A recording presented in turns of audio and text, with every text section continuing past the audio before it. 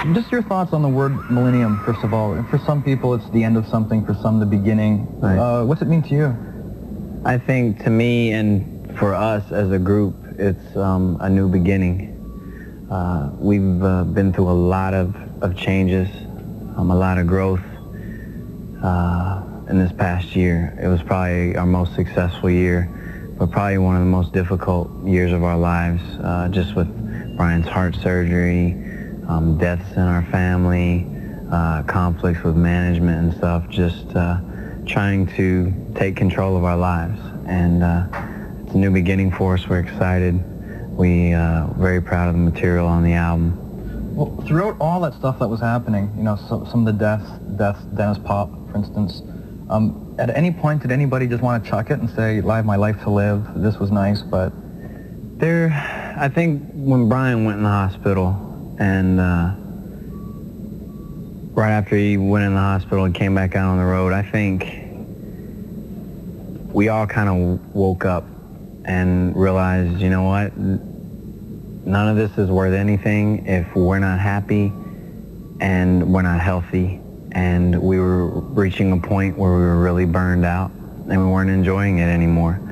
And so we wanted to find a management company and that would support not only having a great career and the music, you know, quality being good and always being out there, but at the same time our mental well-being, our health. We wanted somebody that could consider all that, and so that was what's most important to us now is being happy. Because if you're happy, then you're going to make other people happy. Well, with every new album, there's the impending world tour, which is, you know, a year and a half on the road, which does wipe you out. Are you going to do things differently this time around? Yes, we are. Because your work ethic has always amazed me, the whole band's work ethic. We've been blessed that we've been successful all over the world.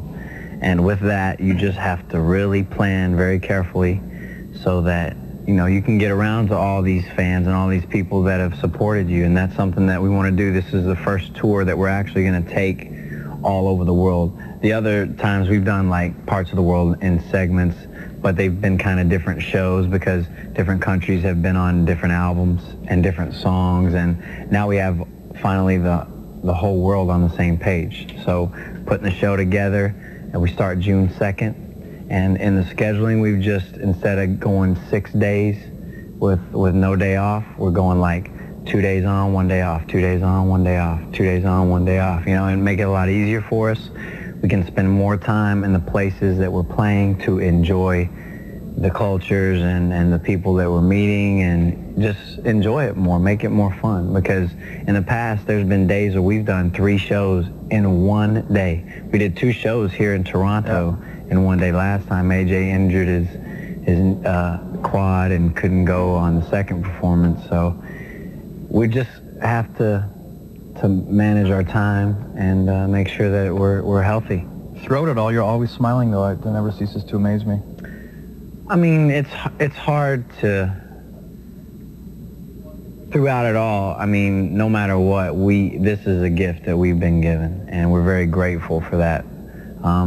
We don't want to, even though we might be having a bad day or whatever, we don't want that to, you know, affect people watching our shows. We want them to have a good time, and whenever we go out on stage, no matter how tired we were, we always, as soon as we heard that crowd, you know, the adrenaline, the rush, it's all that moment. Always came back. So that helped, you know, that helps you carry through. I want to talk about Max Martin for a second. He returns as a co-producer and songwriter again. What is it with this guy? Is it formula? Is he just been blessed with his talent to write songs? Max is the same age as me, and he grew up in Stockholm, and back before he started writing and producing with Dennis, he was in a lot of rock bands. He listens to all types of music, and he just has a great sense of melodies and a great ear.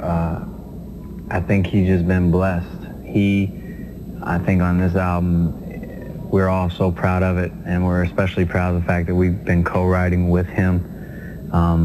But I think he's this album. He won ASCAP. He just got recognized for ASCAP Songwriter of the Year for 1998, which we're very happy for 10 him. years, I think. And I think he learned a lot from Dennis as well. Well, so he's just a very talented guy. We're happy to be working with him still. Never before has a Backstreet Boys record had so many cuts co-written by members of the boys themselves. Is that just a confidence factor after a number of years in the industry, you're actually willing to do it more? Or for you, for instance, have you always written, just this is the first time? I wrote my first song when I was 13 years old. Probably wasn't album material, but I think we've grown. I think we have gained some confidence.